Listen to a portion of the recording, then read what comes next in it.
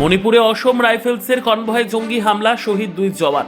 মণিপুরের উখরুল জেলায় অসম রাইফেলসের কনভয় লক্ষ্য করে ভয়াবহ অতর্কিত হামলা চালালো বন্দুকধারীরা। গত সোমবার 6 জুলাই দুপুরে ঘটে যাওয়া এই নৃশংস হামলায় 40 নম্বর অসম রাইফেলসের 2 বীর জওয়ান শহীদ হয়েছেন। আহত হয়েছেন আরও বেশ কয়েকজন। নিরাপত্তা বাহিনীর সূত্রে জানা গেছে, সোমবার দুপুরে উখরুল থেকে সাংসাক ব্যাটালিয়ন সদর দপ্তরের দিকে ফিরছিল অসম রাইফেলসের কনভয়টি।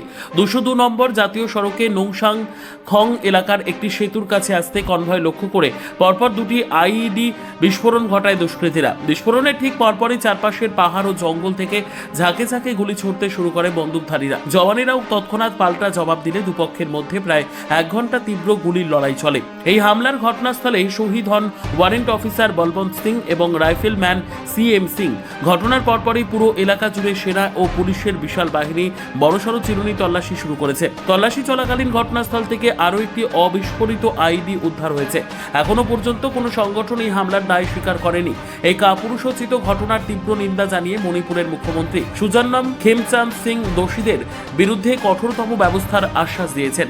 নিজস্ব প্রতিনিধির রিপোর্ট, দুরন্ত টিভি।